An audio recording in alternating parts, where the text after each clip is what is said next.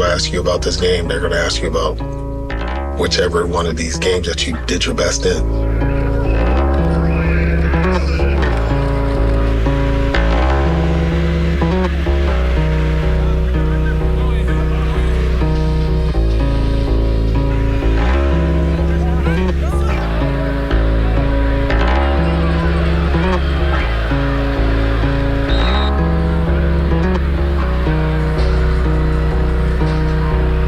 People don't ask what's your record against Ohio State or Michigan. They're going to ask you what's your record against USC. So, it's just something that's going to live with you forever against this team.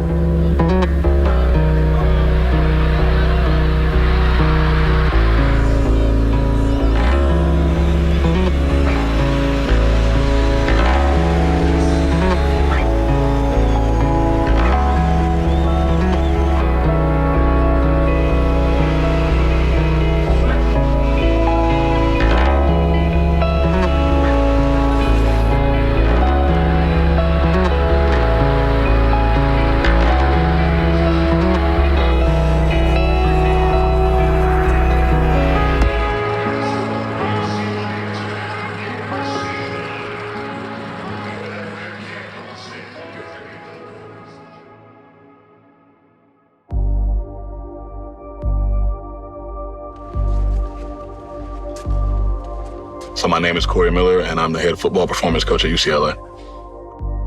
Corey Miller, he used to be with us a couple years ago. I just knew that was one of the guys that I needed to bring back.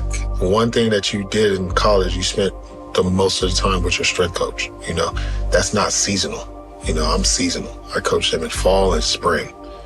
He's with them all year. He's the one that you want to be around our players daily. And the ultimate thing is I just know that how he was going to hold these guys accountable.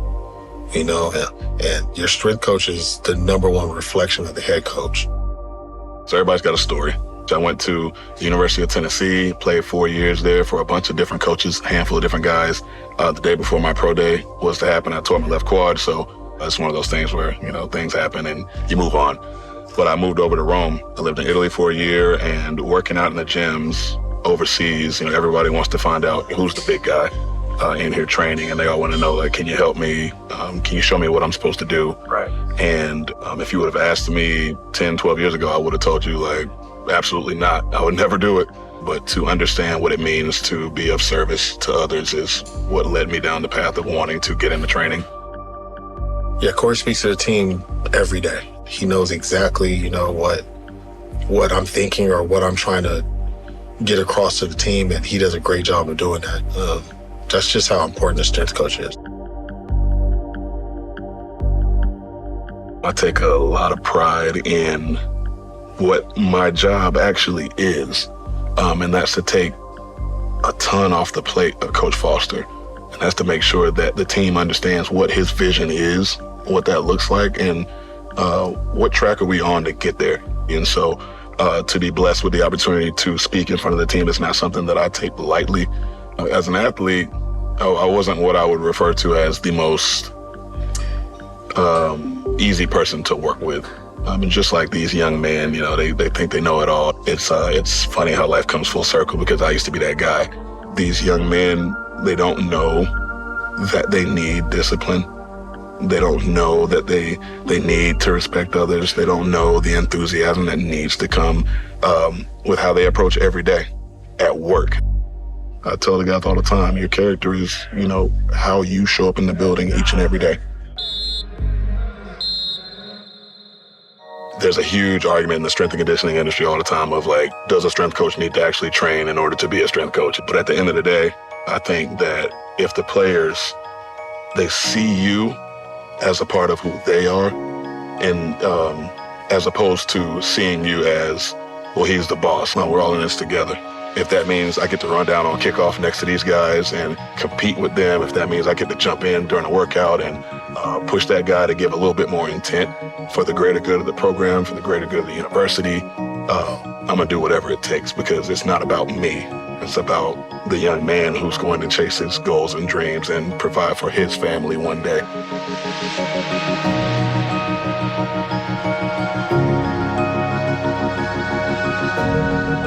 My staff and myself, we operate in unison all the time. And so there's no role that we won't grab the horns on.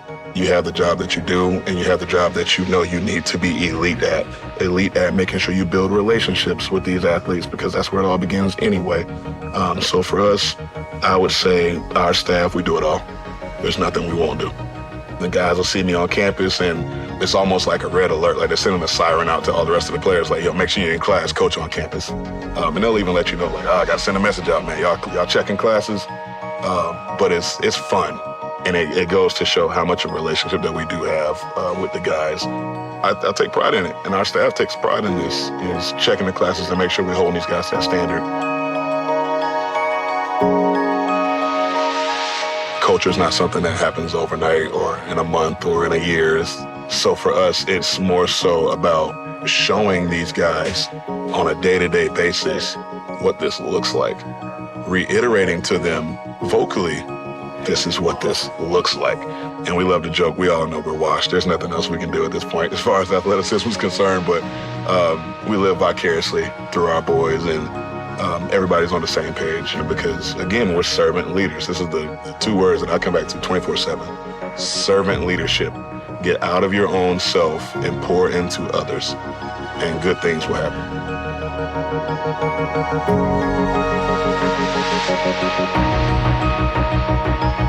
It means so much to me to address the mental health aspect of the game. So much so that I went and got my master's degree in sports psychology, because it's always been bigger than football, you know, and football for me personally was a way out.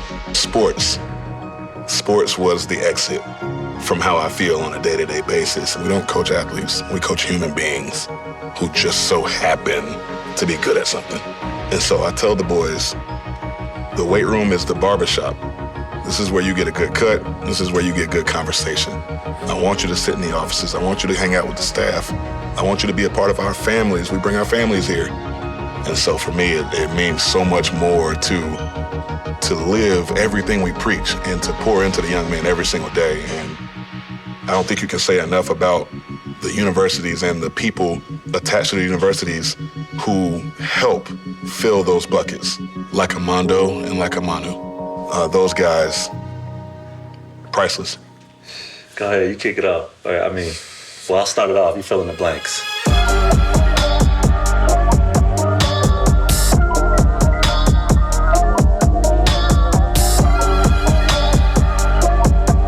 I think the reason and the core reason of why I felt like, I really stumbled into this environment was really coming out of personal experience of, playing collegiate football and playing in the NFL at a high level. And then just realizing that there was a lot that I did not understand about my mind and about my thoughts that affected my performance. Going through and enduring some own mental health challenges of my own, and it just set me on a path that I knew that whenever I was done playing football, I knew exactly what my purpose and what my pivot was. And I don't think there's a better feeling than knowing that you're exactly where you're supposed to be. We talk about just being content, and I feel solely in that space right now with being able to serve the guys and serve this team in the ways that we do. Growing up, I loved sports. I was sports obsessed as a kid. And then I pivoted, and I knew I wanted to help people. I had a dad that struggled with mental health. And so I knew that my calling and my purpose was bigger.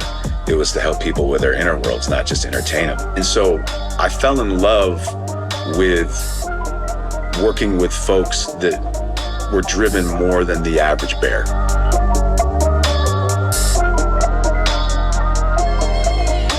Your performance on the field is just as important as your mental health and your mental performance. In football, you have a lot of dark moments, and you need to be able to talk to somebody to get that out. You need to be able to talk to somebody about your anxiety, how you're feeling on game day, how you get away from that.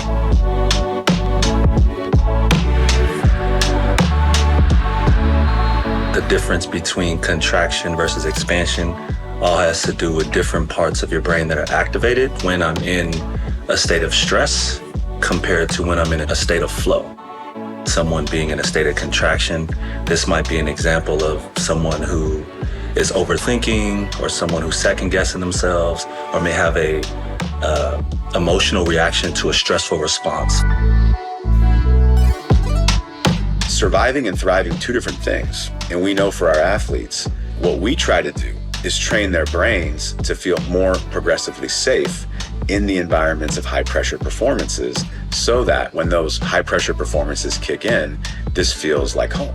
The same way your muscles are getting bigger, the same way your mind is going to become expansive to where before long, you're going to show up on a football field and you will know no other way to be than the way you want to be when you're at your best.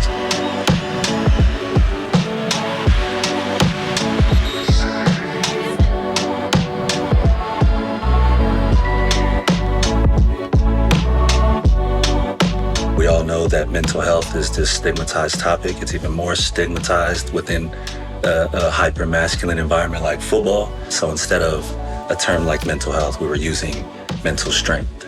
Instead of mental health, we were using mental performance. So we're using strength-based language. And while we are trained as clinicians, as therapists, we also have a performance background that understood the difference and the similarities between the two. So when we're here, we're going to do intensive sessions the night before a game to help players' brains regulate so that they can let go of the week of preparation and now transfer their brain into a state that's completely different, which isn't about being perfect, it's about playing free.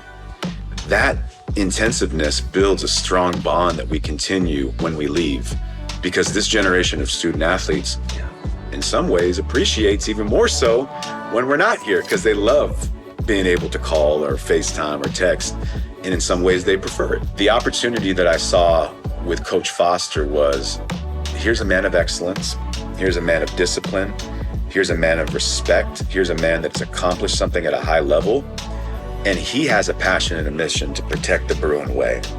Iron sharpens iron. I get better being around clients that say to me, is that all you have? And my response is, I'm a competitive dude. No, I got more.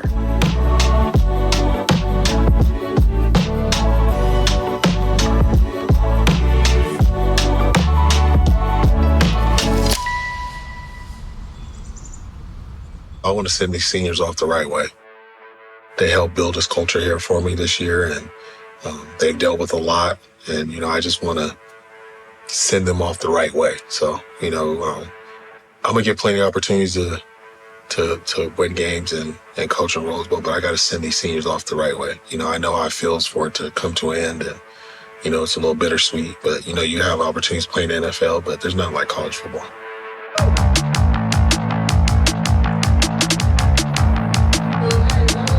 Love you guys, love one another. Last time in a row, guys, get a break.